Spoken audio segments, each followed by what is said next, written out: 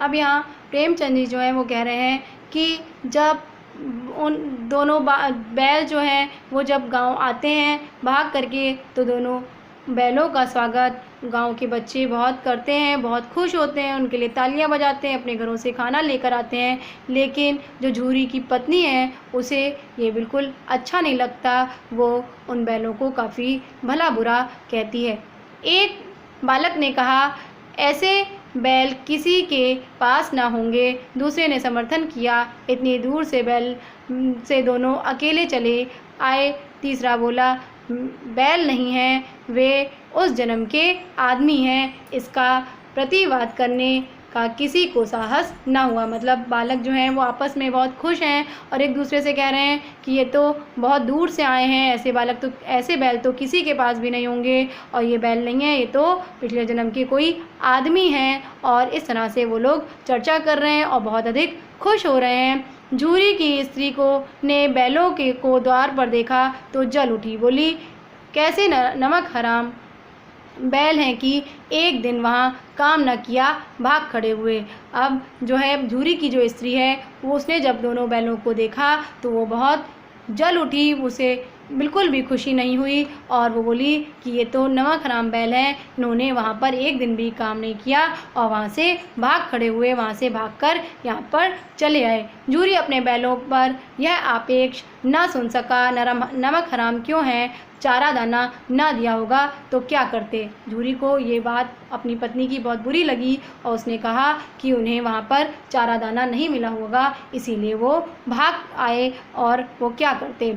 स्त्री ने रोब के साथ कहा, बस तुम ही तो बैलों को खिलाना जानते हो, और तो सभी पानी पिला पिला कर रखते हैं। इस पर उसकी पत्नी ने कहा कि केवल आप ही बैलों को खाना खिलाना जानते हैं और बाकी तो कोई नहीं जानता, बाकी सब लोग तो अपने बैलों को सिर्फ पानी पिलाकर ही रखते हैं। झूरी ने चिढ़ाया, चारा मिलता तो क्यों भागते। फिर झूरी ने उससे कहा अपनी पत्नी से कि अगर बैलों को चारा दिया जाता तो वो क्यों भागते और क्यों वहाँ से आते, उनको वहाँ पर चारा दाना सही से नहीं दिया गया होगा। इसलिए चिड़ी भागे, इसलिए कि वे लोग तुम जैसे बुद्धुओं की तरह बैलों को सहलाते नहीं, खिलाते हैं तो रगड़ कर जोतते भी हैं। ये दोनों ठहरे काम चोर भाग निकले, अब देखूं कहाँ से खली और चोकर मिलता है, सूखे भूसे के सिवा कुछ न दूंगी, खाए चाहे मरे।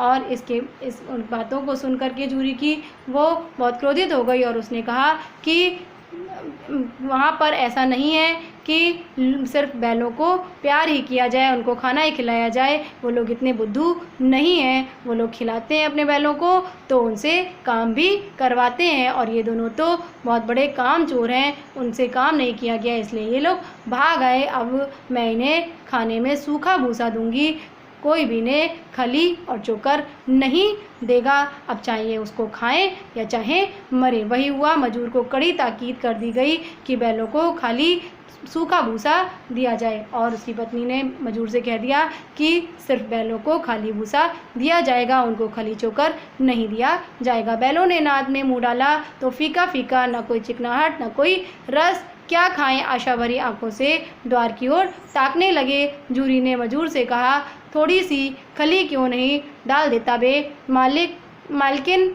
मुझे मार ही डालेगी, चुरा कर डाला ना दादा पीछे तो तुम भी उन्हीं की सी कहोगे। वहाँ फिर वो देखा उन बैलों ने कि नाद में जब उन्होंने मुंह डाला तो उन्हें खाना था उसमें बिल्कुल भी स्वाद नहीं आ रहा था, उन्हें फीका फीका लग रहा था, उसमें कोई भी रस नहीं था। दोनों ने द्वार की तरफ देखा और झूरी ने मजूर से कहा कि थोड़ा खली डाल दो, पर उसने भी नहीं मानी। उसने कहा कि मालकिन का यही आदेश है, मुझे उसका पालन करना होगा। दूसरे दिन झूरी का साला फिर आया और बैलों को ले चला। अब कि उसने दोनों को गाड़ी में जोता। दूसरे दिन फिर सुबह जो झूरी का साला था गया, वो आया और दोनों बैलों को लेकर चल दिया। 2-4 बार मोती ने गाड़ी को सड़क की खाई में गिराना चाहा, पर हीरा ने संभाल लिया, वह ज़्यादा सहनशील था। जो मोती था उसने गाड़ी को खाई में गिराना चाहा, लेकिन जो हीरा था वो बहुत सहनशील था और उसने उसको संभाल लिया, उसको इशारे से मना किया। संध्या समय घर पहुंचकर उसने दोनों को मोटी रस्सियों से बांधा और कल की शरारत का मज़ा चखाया। फिर वही सूखा भूसा डाल दिया, अपने दोनों बैलों को खली चूनी सब कुछ दी और जो गया अपने घर लेकर आया उन दोनों बैलों को, और उसे उन दोनों बैलों को उसने मोटी रस्सी से बांधा और उसने जो उन दोनों बैलों ने जो शरारत की थी उसके लिए उन्हें दंड भी दिया और उसके बाद उन्हें सूखा भोजन दिया और अपने जो उसके पास 2 बैल थे उसने खली चूनी सब कुछ दी। दोनों बैलों का ऐसा अपमान कभी ना हुआ था। जूरी उन्हें फूल की छड़ी से भी न छूता था और उसकी टिक्कार पर दोनों उड़ने लगते थे। यहाँ मार पड़ी आहत सम्मान की व्यथा तो थी ही, उस पर मिला सूखा भूसा। मतलब यहाँ पर जो है दोनों बैलों का वो कह रहे हैं प्रेमचंद जी कि इतना अपमान दोनों बैलों ने कभी नहीं सहा था। जूरी उनको कभी नहीं मारता था, उनको कभी उसने फूल की छड़ी से भी नहीं छुआ था और उसकी एक आवाज़ पर ही दोनों उड़ने लगते थे, बहुत अधिक खुश हो जाते थे। और यहाँ तो गया ने उनको मारा भी और उसने सूखा भोजन दिया और उसने बहुत अधिक उनको दुख दिया। नाथ की तरफ आंखें तक ना उठाई और जो दोनों बैल थे उन्होंने उस भूसे को, उस खाने को नहीं खाया, उन्होंने उस खाने की तरफ देखा भी नहीं, नाथ की तरफ आंखें उठाकर भी नहीं देखा।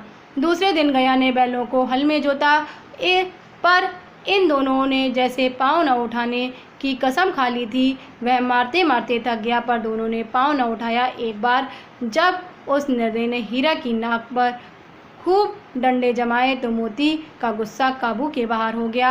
हल लेकर भागा, हल, रस्सी, जुआ, जोत सब टूट टाट के बराबर हो गया। गले में बड़ी बड़ी रस्सियाँ न होती तो दोनों पकड़ाई में न आते। अब जब दूसरे दिन गया ने बैलों को जोतने के लिए निकाला, हल में जोतने के लिए निकाला, तब उन दोनों ने सोच लिया कि वो आगे नहीं बढ़ेंगे, उसके साथ नहीं जाएंगे खेत में, और वो उसको मारता रहा दोनों को, लेकिन उन्होंने अपने पैरों को नहीं उठाया। और इसके बाद में उस निर्दयी ने हीरा की नाक पर खूब डंडे मारे तो मोती को बहुत गुस्सा आया और उसने वो जो था मोती वो हल लेकर भागा और रस्सी वस्सी जिससे भी उसको बांध रखा था सब टूट गई, लेकिन जो उसके गले में बड़ी बड़ी रस्सियाँ पड़ी हुई थी इसीलिए वो भाग नहीं पाए बहुत अधिक दूर तक। और वो कह रहे हैं कि यदि उनके गले में बड़ी बड़ी रस्सियाँ न होती तो वो पकड़ाई में न आते, उसकी पकड़ में न आते। हीरा ने मूक भाषा में कहा, भागना व्यर्थ है। मोती ने उत्तर दिया, तुम्हारी तो इसने जान ही ले ली थी, अब की बार बड़ी मार पड़ेगी। हीरा ने मूक भाषा में, मूक संकेतन मौन भाषा में ही मोती से कहा कि भागना व्यर्थ है, क्योंकि उनके गले में बहुत मोटी मोटी रस्सियाँ हैं, इसलिए वो भाग नहीं पाएंगे। तो मोती ने कहा कि इसने तो तुम्हारी जान ही ले ली थी, इसने तुम्हारी नाक पे इतना मारा है तो तुम्हारी जान ही निकल गई थी, और अब की बार बहुत मार पड़ी है। पढ़ने दो, बैल का जन्म लिया है तो मार से कहाँ तक बचेंगे। गया 2 आदमियों के साथ दौड़ा आ रहा था, दोनों के हाथों में लाठियाँ हैं। मोती बोला, कहो तो दिखा दूँ कुछ मज़ा मैं भी। इस पर गया जो है वो दोनों 2 लोगों को लेकर के साथ में आया बैलों को पकड़ने के लिए। तो मोती ने कहा कि लाओ मैं भी इसको मज़ा चखा दूं अगर तुम कहो तो, क्योंकि ये तो हमें बहुत मारेंगे। और पर जो हीरा था वो समझदार था, उसने कहा कि हमने तो बैल का जन्म लिया है, वो बहुत सहनशील था, तो हमें तो पिटना ही है, और बैल का जन्म है तो हम मार खाएंगे ही, लाठी लेकर आ रहा है। हीरा ने समझाया, नहीं भाई खड़े हो जाओ, मुझे मारेंगे तो मैं भी 1-2 को गिरा दूंगा।